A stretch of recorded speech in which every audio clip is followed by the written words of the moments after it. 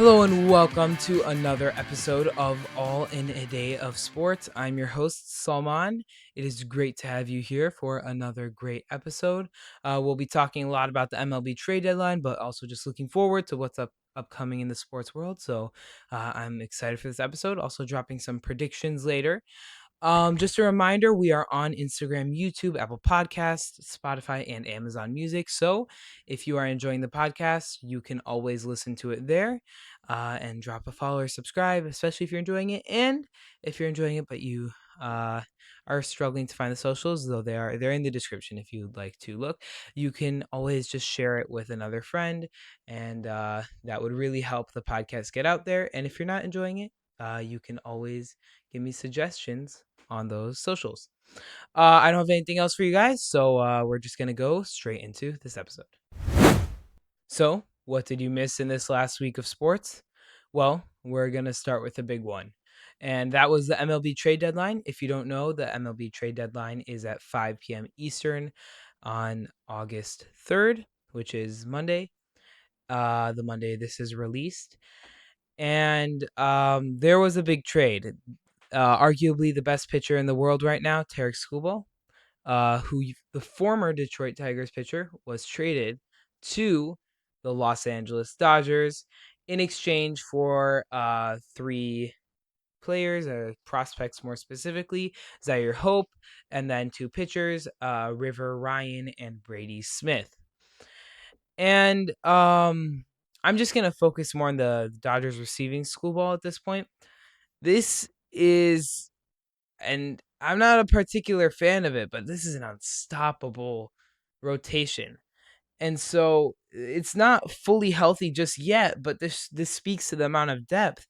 This rotation now has Tarek Skubal, two-time Cy Young winner, Yoshinobu Yamamoto, who has been excellent, then Shohei Ohtani, who has been injured lately. But now you have to imagine what this lineup's like healthy. So Shohei Ohtani, Blake Snell, Jason Robleski, Tyler Glasnow, and Roki Sasaki, let alone other players like Lauer, who have been pitching excellently. So this is an extremely feared lineup. And the amount of pitchers I just listed is I listed 7 pitchers, which isn't even normal for a rotation. I doubt they will have 7 pitchers rotation because you probably want to use Skubal as much as you can without getting him injured. But this is an unstoppable rotation. It has to be the best in baseball. And I was listening to what Jeff Passan said, and he said after this trade, he said the Dodgers have assembled, like, I guess kind of to play into the Spider-Man hype, they have assembled the Avengers, but the rest of the teams view them as Thanos. And it's so true because this lineup of 7, 8, maybe even 10 very good pitchers, and all of these guys could be starting pitchers. So now once we get to the postseason, you can imagine how good this will be depth-wise. But how do you stop this team? So this is the pitching, and we always talked about, we always have to talk about the bats of the Dodgers, which have, oh, by the way, Shohei Ohtani, did I mention him in pitching? Because he can bat too. And they have Kyle Tucker and Mookie Betts and all these amazing batters. It's impossible to name them all. You could probably have an all-star team with just Dodgers players. And so this will be a very, very hard team to stop, but I guess we should have seen it coming. The Dodgers getting Skubal, they just get everybody, and it makes even the richer teams in the MLB look worse because this is a very, very good lineup. In terms of other trades, Freddie Peralta, who was the Mets pitcher this season, but was the Brewers pitcher last season, if you remember watching him in the playoffs, went to the Tampa Bay Rays. The Rays obviously get Peralta, and then the Mets get prospects again, Aiden Smith, Gary Gill Hill, and Emilian Petrie. So Freddie Peralta is a very, very good pitcher who did well in the playoffs last year. So the Rays, who are currently on top of their division, are trying to get more competitive. And sorry, not more competitive, but keep their lead as their competitors are trying to catch up with them. Also, Luis Garcia, who is leading the NL in slugging percentage of the Washington Nationals, got traded to the New York Yankees. So, speaking of that division, who are also trying to take over the division from the Rays. The Nationals in exchange got Giovanni Cruz, Jake Bird, and Jack Siebert, who are all prospects. I think this is a good move. Eventually, once Aaron Judge is healthy, it'll be two big power guys for the Yankees. So it'll be interesting to see how this plays out. I really do like Garcia. I think he's a very good player. And if you can tell, there's a theme: pitchers being traded. Kevin Gausman of the formerly of the Toronto Blue Jays, got traded to the Chicago Cubs in exchange for Brett Bateman and Ty Southesine. Um, so obviously more prospects. That's what we're seeing being traded. The Cubs obviously have a need for pitchers. Even though I think a fully healthy lineup for the Cubs competes with others. Obviously not, the Dodgers, like I was saying, but competes with others. However, they've had so many injuries. They just need more players. And Gausman, who has been very good lately, maybe not his best season so far this year, but hopefully the Cubs do, I think, okay with developing pitchers and making them better. We kind of saw that with Jameson Taillon, who also actually ended up getting traded. But Taillon wasn't good in his first season with the Cubs. However, he improved later. So I think the Cubs are very good at improving pitchers. So that this will be interesting to see. And then if his Gausman reaching his full potential is a very feared pitcher. So yeah, interesting to see how this play out. The Cubs are obviously trying to be competitive in October, and they should make the playoffs. So that's what really the main trades that happen in the MLB. But if you want to know some of the nitpicky trades, you can always just look those up. A few other trades happened, and then I'm sure more will happen between the time of this releasing and the few hours before the deadline. Moving on to the NFL, training camp started, and actually the Hall of Fame game is coming up. I'll talk about that for what you need to watch. But yeah, if you want more updates on the NFL, I also follow that heavily. There just hasn't been insane news this summer, so I haven't been able to talk too much about it, but we will definitely be talking about NFL and maybe even not even maybe even college football later as the seasons get closer. So just keep listening for more updates on that. In terms of other sports, there wasn't too much, but in soccer, if you remember, if you were watching the World Cup, uh, Gianni Infantino is the president of FIFA who runs the World Cup, and he recently ran into some controversy immediately after the World Cup. He was trying to, I guess, to try and sum this up so it's not too complex, sell future parts of future World Cups to investors to try and make FIFA more money, and it got a lot of pushback to the point where he canceled the plan immediately, and it felt like his seat to be FIFA president was secured for the upcoming years, but that might change now, and his career has definitely been marred by controversies. He's increased viewership, you have to give him that, but he is definitely a controversial FIFA president. Um, and then also I told you guys to watch the MLS All-Star game. In terms of that, the MLS beat Liga MX 4-3. So yeah, not really a game that mattered for much, but it's cool to see the two different countries play their best players from their leagues. And so yeah, MLS beat Liga MX, which is US beat the Mexican US League beat the Mexican League 4-3. So that's everything you missed in this past week of sports. Up next, what you should watch. So, what should you watch in this upcoming week of sports? There isn't too much as we've seen as in a theme for the past few weeks, but sports will be picking up soon. But speaking of Tarek Skubal, the Cubs will play the Dodgers on Monday, Tuesday, and Wednesday. And the Tuesday game is on national television on TBS at 8:05 Eastern, which is also, I don't want to say coincidentally, I'm sure this was on purpose, Terry Scubal's Dodgers debut. Gausman is not playing, who's the Cubs' new pitcher. He actually was playing the same day he was traded and was walked out of the Blue Jays field mid-game. He will be playing later in the week, I'm sure, for the Cubs, who actually played the Blue Jays on Thursday. So there's a chance Gausman's first start for the Cubs is against his former team. But focusing on Skubal, his first game is on Tuesday. So if you want to turn that on and see how he pitches for a new team, I think that'll be interesting. And it is also a matchup between two contenders and possibly a playoff preview. Also, this game obviously doesn't mean much, but the NFL preseason starting. So if you have been starving for some NFL action, the Hall of Fame game is on Thursday at 8 p.m. Eastern on NBC. It is between the Panthers and the Cardinals. Obviously, there will not be many starters, if any, but if you want to watch some football, you can turn that on. So that is everything that I think you need to watch in the upcoming week of sports. Up next, we have rest of season and playoff MLB predictions. So we are just about done through, I should say, the halfway point of the MLB season. The All-Star game finished about a week ago. And I think this is a good time to evaluate where we are and give some predictions. World Series, I think, will be coming up faster than we realize. I'm just going to go through each division and then go through the playoff seedings I think will happen once I decide that. And then I'll go through the playoffs. So this is what I think will happen with the rest of the MLB season. We're going to start with the American League and specifically with the AL East. Um, in my opinion, and I will be giving, I would say, more in-depth analysis of the playoff teams, but I will give full division predictions too. I think that the Boston Red Sox, so I'm starting it off with maybe a bit of a upset, I want to say an overtaking. I think the Red Sox will end up winning the division. So they're only currently 5 games back as this is being recorded. But I think the Red Sox have been hot lately. They, obviously went on that 15-game win streak.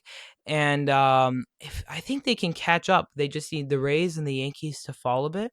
And I think they'll ride that hot streak to first place in the division. I'm not sure how far of a run they'll make in the playoffs, but I think they'll win that division. And I also think that the Rays will fall quite a bit, maybe not out of the playoffs, but I think they'll fall to third place because I'm going to expect the Yankees to finish second, especially with that trade for Garcia. And although the Rays got Peralta, I'm going to put them for third in this very competitive American League division. Between Baltimore and Toronto, this is a battle for fourth and fifth, so it doesn't matter too much, but I will take Toronto at fourth and Baltimore at fifth. Moving on to the American League Central, I think that the White Sox will win the division. This is probably one of the less competitive divisions in the league. But I do think the White Sox will win. I'm not sure how much that'll translate to the playoffs, but they definitely have some of the worst records. Like, for reference, they have a worse record and their leading division, the AL Central, the White Sox do, than the Boston Red Sox, who are third in their division. So that just gives you some reference. I think that Minnesota will end up in second place over the Guardians, and I think the Guardians will finish third. I think Detroit will finish fourth, and Kansas City Royals will finish fifth. Moving on to the American League West, I believe that the Houston Astros will win the division. They're currently first place as we speak.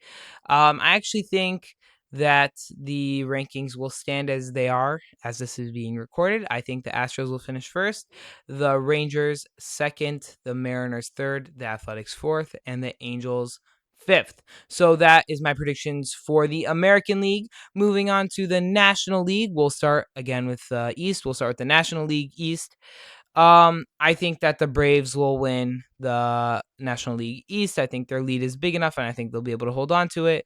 I'm going to stick with Philadelphia in second, Miami in third, and the Mets are so far back, so I'm just going to give Washington fourth and the Mets fifth. I think these standings will stand as they are now.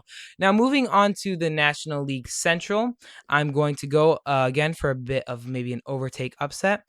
And so though the Cubs are back 6.5 games from the Brewers, I think the Cubs will win the division. Could this be some bias as I am a Cubs fan? Maybe. But what I've noticed in the past few seasons with the National League Central is that the Brewers have, I don't want to say gotten cold, but they've given up their lead a bit to the Cubs towards the end of the season. And so the Cubs have caught up actually a lot. And so I think the Cubs might just actually finish the job this time because the past few seasons they still finish second and overtake the Brewers. It will take some work as they're 6.5 games back, but yeah, that's what I think will happen in that division. And then I'm going to take the Cardinals in third, I would say, and then I will take the Pirates in 4th, and the Reds in 5th. And this was a very competitive division at the beginning of the season. And moving on to the National League West, I just think the Dodgers are so good and so far ahead. I think they'll finish first. I'm going to take San Diego over Arizona in second place and Arizona in third. I'll put San Francisco in 4th and Colorado in 5th. So those are my division predictions. Now I'll let you know what I think in terms of playoff seeding. So in terms of playoff picture, I'm going to go back to the American League. I believe that like I said, I believe the Red Sox will win the division, and in turn, I think they'll finish as the number 1 seed. I'm going to take the White Sox second because in terms of seeding, it goes by winners of division, and that's how the seeding goes. So I'll take the White Sox second, and then I think I will take for the third seed, I will have the Astros. And then in terms of wild card teams, I will have the Yankees finishing as the first seed in the American League. I will have the Rays in second. And in third, I think I will put the Texas Rangers. So this is actually a very tight race, especially for the third spot in the American League, but I think the Rangers will make it. And yeah, so moving on to the National League, I think that the Dodgers will, as I said, will win their division, and I think they'll finish as the 1 seed. They're just so good. I'll take the Braves actually at the 2nd seed and the Cubs at the 3rd, just staying consistent with what I said in the division. And then I think the Brewers will be the number 1 wild card. I think give me the Phillies at number 2, and then give me the Padres in 3rd. So let's move on to the playoff bracket. Like I said, I have the Red Sox first, and then I have the White Sox second. So those two teams will have byes. For the best of 3 in the wild card, in between the Astros and the Rangers, like I said, I will take the Rangers in that series. And then between what I think would be a great matchup if this were to happen, the Yankees and the Rays, I actually think the Rays will pull that one through. And then moving on, between the Red Sox and the Rays, I think I'll take the Red Sox winning that one. And then between the White Sox and the Rangers, I think that you can give me White Sox or Rangers. I'm going to say Rangers. I don't trust this White Sox teams. So, in between the Rangers and the Red Sox, I think I'm going to have the Red Sox advancing to the World Series. Not something I thought I would have when I actually begin these predictions, but yeah. So, representing the American League, I will have the Red Sox in the World Series. Moving on to the National League, I think I would have the Dodgers and the Braves getting byes. Chicago and San Diego, I think that the Cubs will win that rematch of last year's wild card, though they were the 4 and 5 seeds last year. And then between Milwaukee and Philadelphia, I think Milwaukee will win. I think they are built for October. And then between the Los Angeles Dodgers and the Milwaukee Brewers, I think the Dodgers will pull that one through. I just think they are so good. And between the Cubs and the Braves, I will take the Braves in that one. So, for a ticket to the World Series in the conference championship, I will take the Dodgers over the Atlanta Braves, making it a Dodgers Red Sox World Series. And who do I think will win that one? I think it's going to be the Dodgers. Unfortunately, I have the Dodgers as my World Series champions, not to make any Dodgers fans mad. They've just spent so much money and they're so good. It's just hard to argue with their success. So, yeah, that's everything I have for you today. Just remember, follow wherever you are listening. And just enjoy the podcast, share it, and I got nothing else. So, I'll see you next week.